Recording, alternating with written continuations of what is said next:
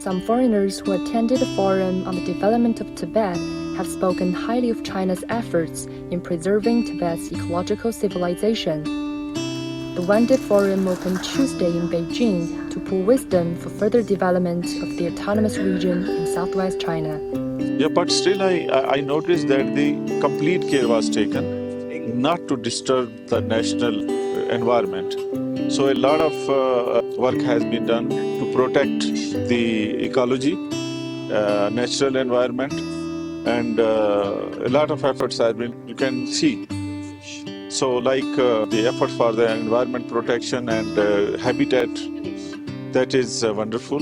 There are some difficult decisions have to be made to balance preserving the environment and improving the quality of life. My own view is that they've got a pretty good balance here. It looks great and the quality of life is improving now.